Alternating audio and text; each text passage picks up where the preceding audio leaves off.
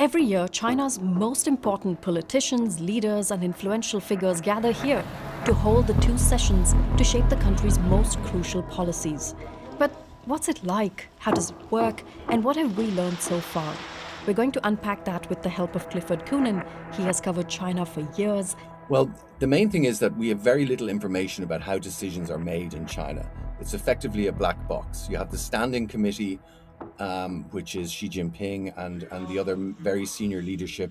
Then you have the Politburo, which is the next level down. And then you go into the various other groupings. So it's very much a top-down structure with Xi Jinping at the top. And his role is he's general secretary of the party, he's the president, and he's also head of the military. We'll talk more about the military later.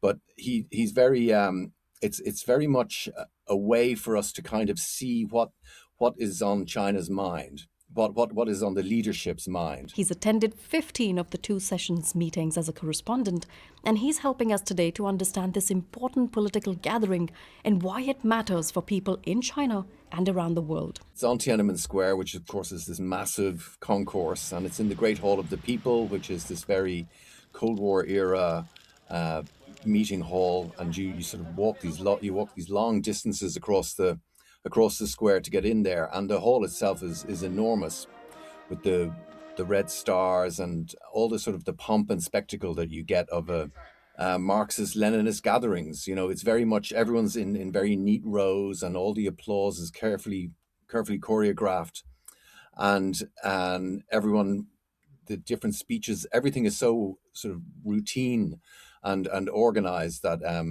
there's no room for any sort of variations. You know, the teacups are all perfectly placed in front of the leadership, and the order in which people sit and everything. It's like before. It's like a throwback to that era when before the end of communism, and it's really fascinating. When you're walking through Tiananmen Square to the first meeting, you will see a lot of people dressed in Tibetan gear, dressed in military uniform, because there's a lot of members from the military there. You'll see people in Uyghur outfits. So people will wear their sort of local provincial garb. Most of them, though, are ethnically Han Chinese.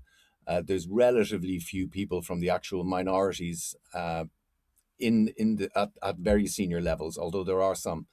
And so you get this sort of, that adds to the visual spectacle of it. The two sessions run over several days. It's essentially two different meetings, one for the National People's Congress, these are the lawmakers, and one for the Chinese People's Political Consultative Conference, or the CPPCC, which is a political advisory body. Both work together to set the direction for the world's second largest economy. Yeah, so this is, in Chinese, it's called the Lianghui, which means the two meetings.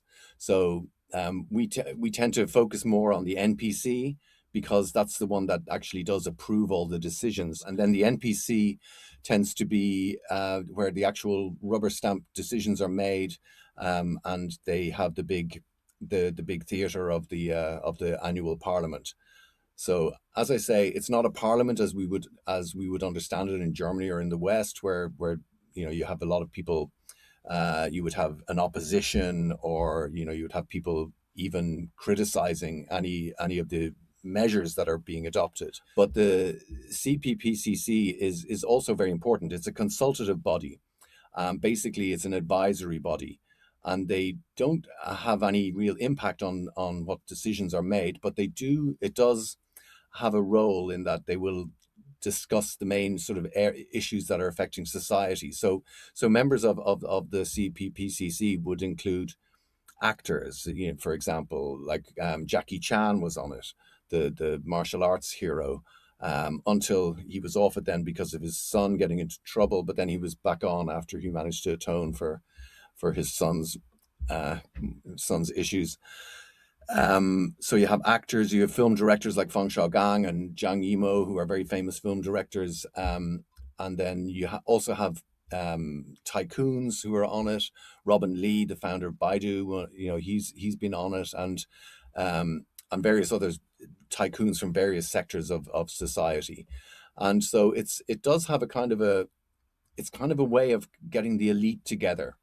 And so you have it's a way of displaying that China's development, for example, has all been that China has developed into this this aspect of society is there now, that you have these very important cultural figures, for example, and financial figures. So that's the main that's the CPPCC. Now, you often hear about the 5-year plan. I asked Clifford what it is. So you have all these sort of provincial leaders, and basically when they hand out the 5-year plan, even though it's all been worked out in advance, the symbolism of it is that they will take this 5-year plan home and they will study it, and then they will seek to meet these targets that are in it. And the targets are very interesting. Well, the 5-year plan is very significant, as I said, because that's our window into how the economy is expected to develop, and what priorities they have set on the economy. So it's a huge meeting that runs on for days. What do observers actually look out for? What are the juiciest bits? The 4.5 to 5% economic growth forecast, and that's basically my feeling on this is that because the data is always slightly, it's indicative rather than hard and fast, if you know what I mean, that it's kind of that it gives you an idea of where the economy is going, but they're always going to meet their targets. And one thing that you get in the narrative of the Chinese Communist Party, as in other communist parties over the years, is the concept of struggle. They like the idea of a struggle and a campaign that people can get behind. And at the same time, they want to show that they're focusing on high quality growth. They want to show that like manufacturing, for example, China's been the world's factory for many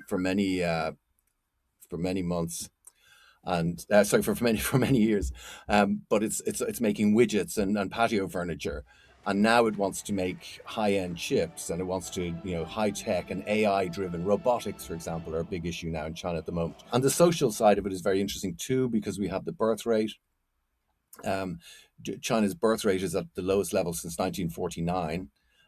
China spent many years enforcing a one-child policy, and now that the population is getting older, this has turned into a real problem, because you have two things. You have the fact that people are not having children, because that's what's happening. It's kind of nearly a global phenomenon, but particularly in Asia at the moment, Southeast Asia particularly, the birth rate is very low.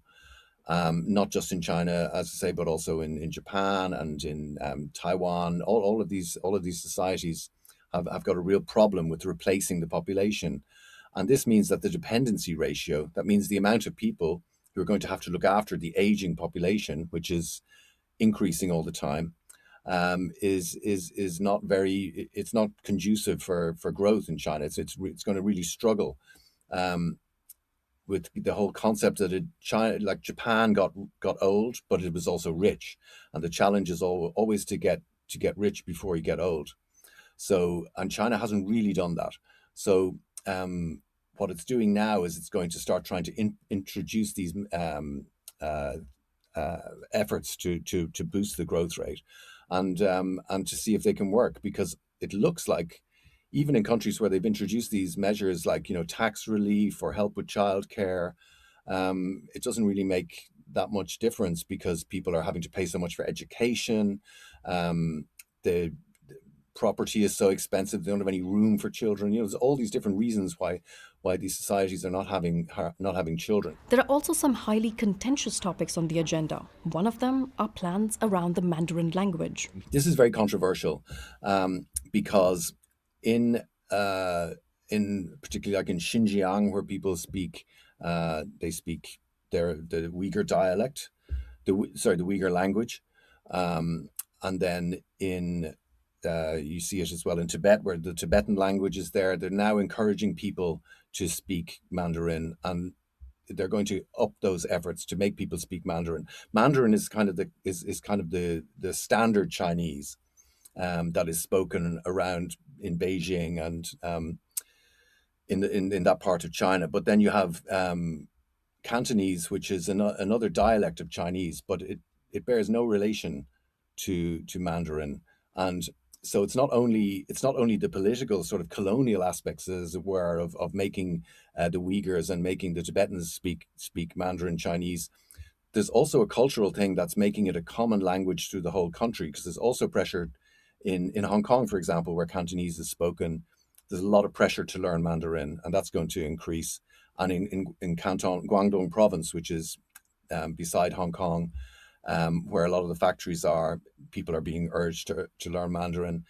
And even in Shanghai, the Shanghai dialect is pretty hard can be pretty hard to follow if you speak Beijing Mandarin, for example. But so it's trying to standardize the language everywhere. A lot of international headlines are about the amount of money China plans to spend on its military, which has again gone up to a record high. It's always on the second day when when they do their work report, we get an idea of what the defense budget is going to be. And this year it's growing 7%. So it's a little bit more than growth.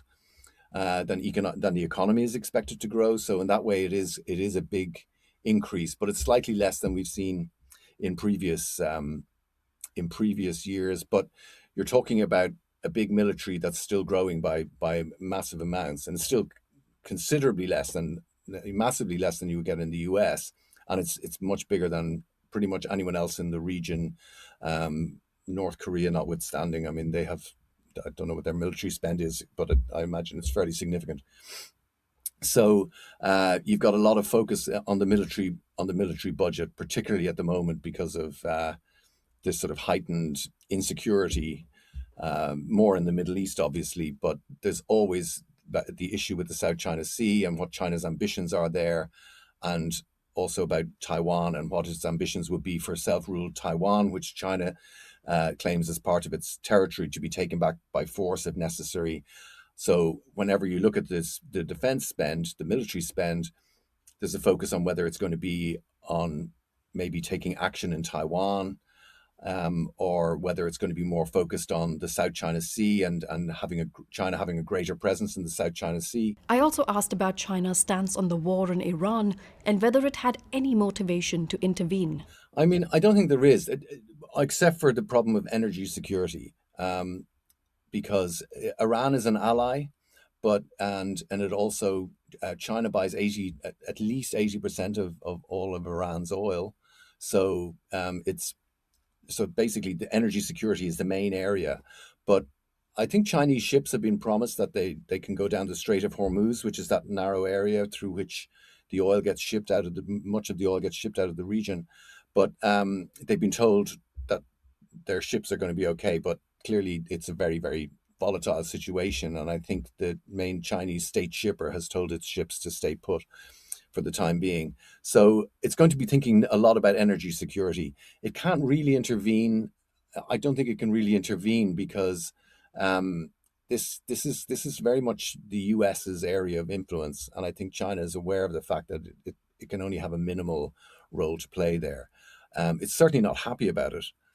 One very interesting aspect is that Trump is supposed to visit, President Donald Trump is supposed to be visiting there at the end of this month. And there's a lot of questions about maybe that will be delayed now because it could be very difficult for them to receive him, given that he's blocking off a lot of their energy supply through the war. So I suppose a lot depends on how long the current conflict lands. But I think China is very unhappy about it, and it's going to cause major repercussions. But at the moment, I think there's relatively little it can do about it.